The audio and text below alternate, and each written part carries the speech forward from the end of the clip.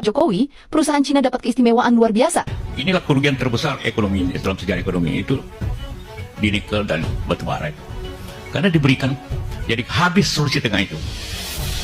Ya jangan lihat angka statistik mengatakan pertumbuhan terbesar di Sulawesi Tengah dan Maluku Utara. Kalau Anda lihat statistik pertumbuhan ekonomi. Tetapi pertumbuhannya bukan untuk rakyat, tapi untuk yang mempunyai tambang dan Cina. Karena jadi ekspor nikel itu sebagian seluruhnya tidak bayar pajak apapun terkecuali royaltis. Bayangkan kerugian negara luar biasa di situ. Dan itu terjadi tahun 2020 saat sudah tidak pemerintahan. Mohon maaf ya, saya ingin menanggapi. Jadi Pak Yusuf Kalla ada kemudian respon publik, termasuk saya.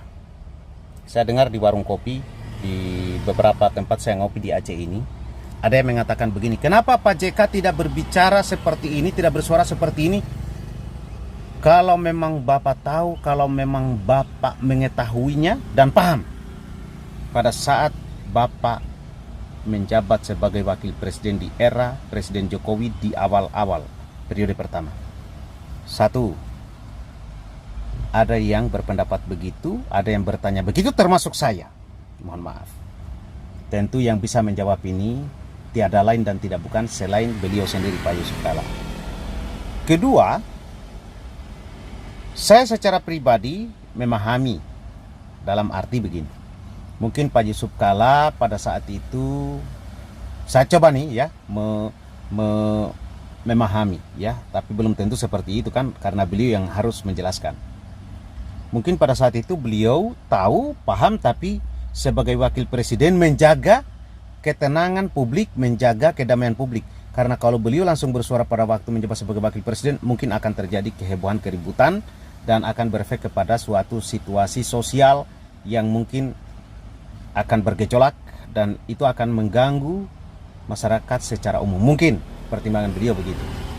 Oke, ya saya mengapresiasi terhadap Pak Yusuf Kalla. Artinya saat ini berani bicara, berani menjelaskan, berani bersuara.